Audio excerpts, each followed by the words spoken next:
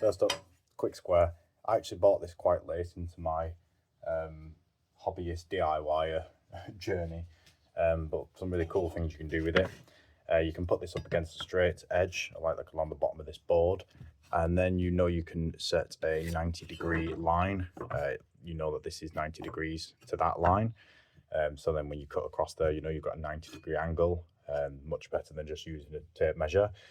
You can plot lines, a specific distance away. So we've got 5 centimeters away there. You can do 45-degree angles. This angle here is 45, so I could strike that down there, and I know that that's 45, and that's 45 now.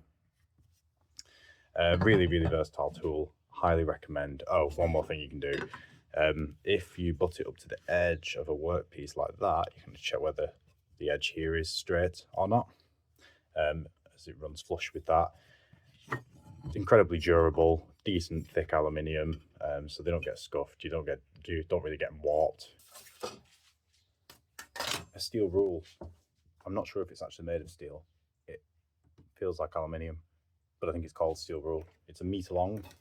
It's got I can't get my fingers under it. It's got a flat edge. You can use that to make sure that workpieces are perfectly flat.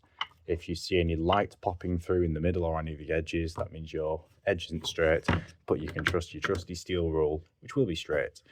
And you can use it with the quick square. If you put the quick square on the edge here, and then rest this on the top, because the quick square is only 18.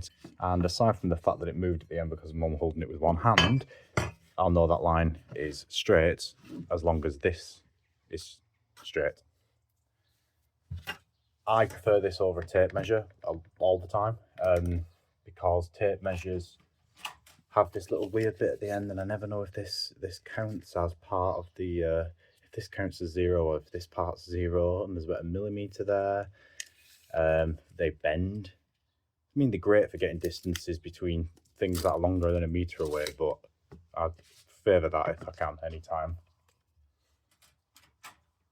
Okay, next one.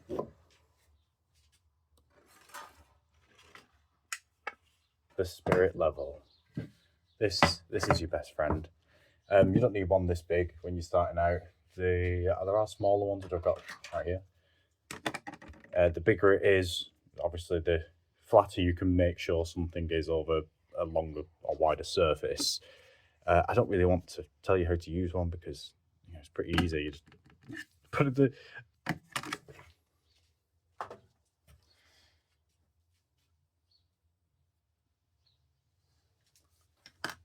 the humble pencil.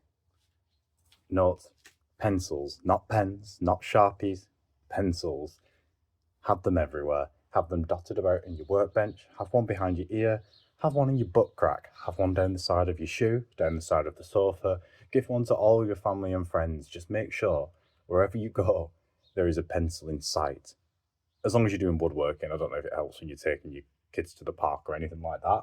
But pencils, they're so useful. You would be surprised at how many times you'll need to make a mark on something, and you're looking around and the only thing you can see is a pen, and then you use it and you can't sand it out, or it bleeds into the sounding board. It just ruins the workpiece. Use pencils. The clamps. You'll use these for cuts. You'll use them for glue ups. They are up drilling as well. They are quick release clamps, these ones. There are different types of clamps. I don't have a preference on which ones. I have the quick release ones because they were just cheaper when I was starting doing any woodworking. But these things hold things down solid. These are a little on the small side. I'd go for something slightly bigger. These are about 30 centimeters, 50 centimeters long. But bigger is better if you want to do something a bit wider. Typically you want to clamp. What else do I say about clamps?